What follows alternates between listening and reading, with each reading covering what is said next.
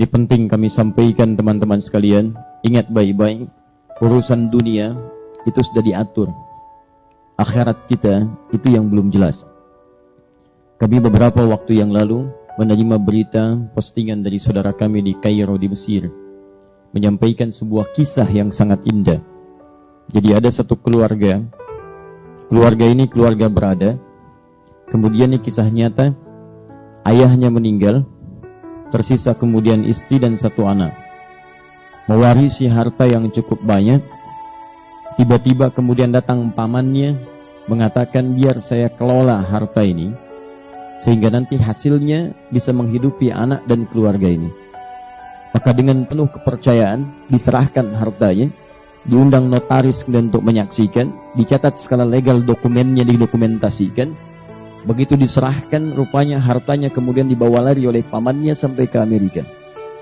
Digunakan sebagai modal, sukses bisnisnya, kaya dia, punya perusahaan yang kemudian berkembang, cabangnya di mana-mana, sampai kaya dan menikah kemudian dengan gadis Amerika. Ini kisah nyata. Lahir anak-anaknya, sampai ia kemudian pulang ke tempat asalnya, bahkan membuka cabang dari perusahaannya. Yang paling miris, ibu dan anak tadi, anak yang berkembang yatim ini, kemudian tergadaikan hartanya oleh pamannya. Nyata kisah ini. Tiba-tiba ingin melamar pekerjaan di tempat pekerjaan pamannya, datang ke rumahnya sampai diusir oleh pamannya. Kamu jangan ada di sini, pergi dari sini. Baik. Apa yang terjadi?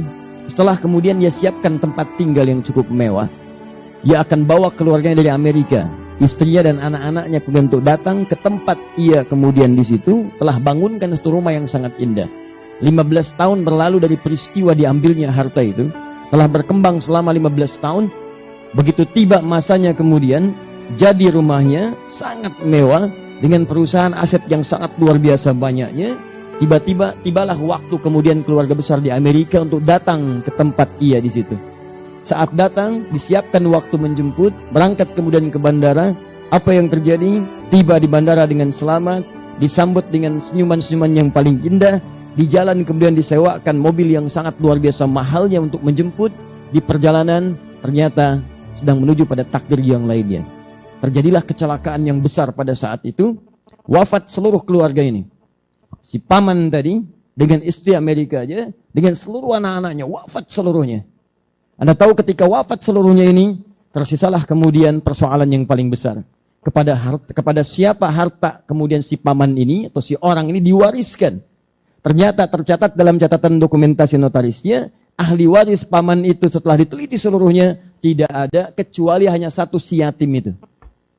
Anak yatim yang tadi hartanya dibawa oleh si paman untuk menjadi modal. Ternyata ketika dilihat silsilah ahli warisnya, cuma tersisa si anak yatim ini satu-satunya ahli waris dari paman tadi.